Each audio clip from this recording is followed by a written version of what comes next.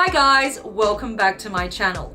If you're new here, my name's Nadia and this is the place where we get super real about sex, love and life in general. And today I'm going to be giving you a rundown of the best free dating apps that you can use to find quality connections, hookups and everything in between. So Bumble is an app I have personally had a lot of fun on. I love it because it is a female-friendly app. So as a woman, it is one of my favorite apps. It's super user-friendly. It's set up very much the same way as most dating apps. You simply swipe and you can go through people's profiles and decide who you find the most attractive.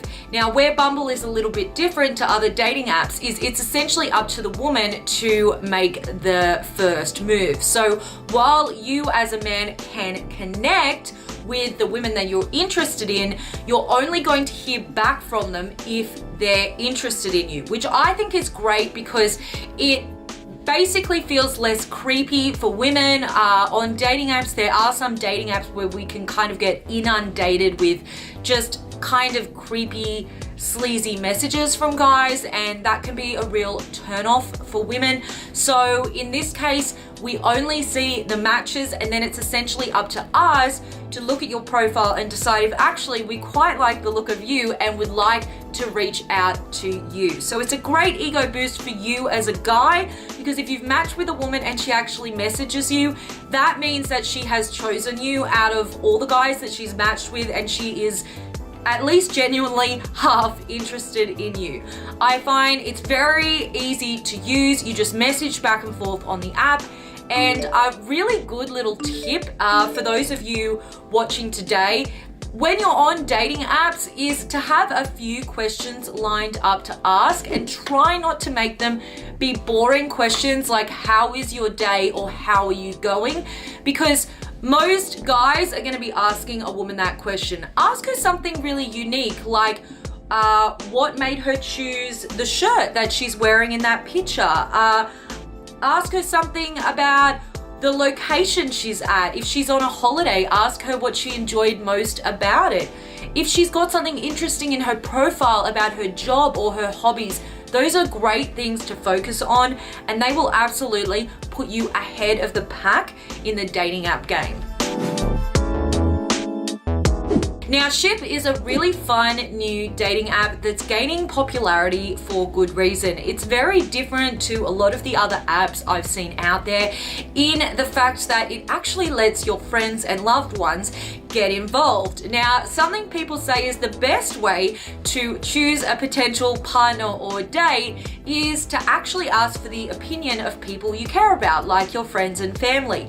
And the great thing about Ship is it actually lets you do that. So your loved ones can get involved on the swiping action. They can get on board your account, and it will also set up a group chat where you can basically share profiles and discuss who you think is leading the pack out of some of your matches. It's a lot of fun and it does actually feel really nice to involve close friends or family in the process of deciding who you're going to go on a date with. It's also just something a little bit different and fun, and it makes for a great icebreaker when you actually get on the date. You can talk about the fact that your mum or your sister approved of this particular person, and then you can likewise ask them why it was a friend or family member of theirs that approved of you. Now, eHarmony has been around for a long time, but it's also been around for a long time because it is such a great site. Lots of people have success stories from it. It is a pretty amazing app in terms of people that are looking for more serious relationships. There definitely are certain apps that are more skewed towards hooking up. If you're not as much interested in a hookup and you're trying to find a partner, I can strongly recommend eHarmony, and that's because it actually goes into a lot more detail than most dating apps. It actually finds out information about you and your potential partners in terms of whether or not your hobbies and your lifestyle are compatible. If you are a vegan and it's important for you to date another vegan, it's not going to match you with someone who happens to be a meat eater. If you have certain religious beliefs that are important to you, it's not going to match you with someone who's an atheist. So it will help essentially find someone who is going to be most compatible with you out of the dating pool. Now, of course, that's not an absolute guarantee for success, but it does make conversation on the first date a lot easier because you're already going to know some of those things that you have in common, and you know that you're going to be able to talk about those shared interests or those shared values that you have, as opposed to what can happen on a lot of first dates, which is you get together, you realize you actually have almost nothing in common, and the conversation is very stilted and awkward.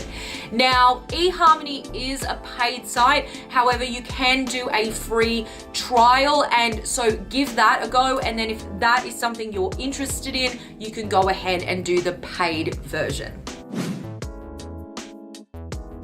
Now, what happens if you're a bit shy and maybe you're just not super smooth with flirting and pickup lines and you just don't really know where to begin?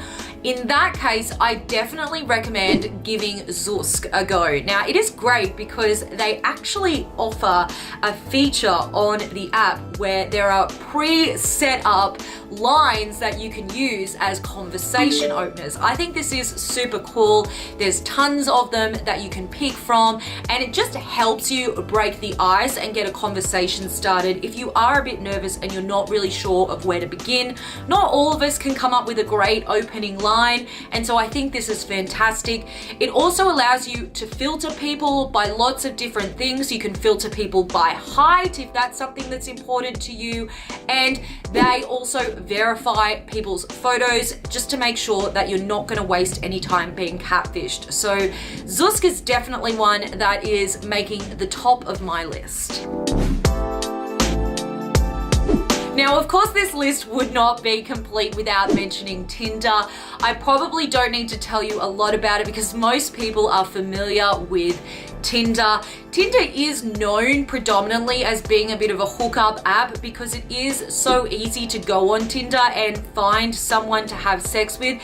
And if that's your thing, by the way, there's absolutely nothing wrong with that. The only thing I recommend is being super upfront and being super clear, and also not wasting people's time. So if you go onto someone's profile and their profile says they're only looking for a serious relationship, have some respect and don't waste their time by trying to have a one-night stand with them. Go and try and have a one-night stand with someone else who doesn't have that as a specific thing on their profile, that they're only interested in a serious relationship. Now, all of that said, you might also be surprised to learn that Tinder actually is a really good app for finding a long-term serious relationship. I actually know multiple people, in fact, quite a few of my girlfriends, not only met their boyfriends on Tinder, but they met the men that they went on to marry. So I know actually quite a few marriages that have come out of Tinder. Yes, it is a hookup app, but it also is an app for meeting that person that just might be your soulmate. So I definitely think it's worth giving a go. Now, if you are looking to just have some fun and have a hookup, then I can definitely recommend OkCupid. It is one of the most popular dating sites, and for that reason, you're not going to find any shortage of potential hookup opportunities. It also has great features, so you can actually search people based on certain attributes on the site, and it's just very fun and easy and user-friendly. So if you're looking to get down and dirty tonight, then go and give OkCupid a go. Taking things to another level still, if you want sex like right now, there is actually a specific dating app for that, and it's called Pure. Now, Pure has been designed as a hookup app. So if you're looking for a long-term relationship, Pure is not going to be the app for you, but you can literally set your preference on the app to available, which essentially means you're available within the next hour to meet up for a hookup. So you can match with people that are within driving or walking distance from you and have a sexual hookup. Again, guys, I don't think there's anything wrong with this. I've personally used dating apps for hookups as much as I've used them for meeting people I've gone into relationships with. I think dating apps can be great for a whole variety of reasons. The only thing that I recommend is that you be super clear in your communication, and that if you're having any kind of casual sexual encounter, that you always use protection and be super safe. Now, actually, I have not mentioned the app that I met my boyfriend Kai. You will have seen in some of my videos by this point. We've been together for nearly 3 years, and we did meet on a dating app, and it's not one of the ones I've mentioned. It's actually a dating app called Happen.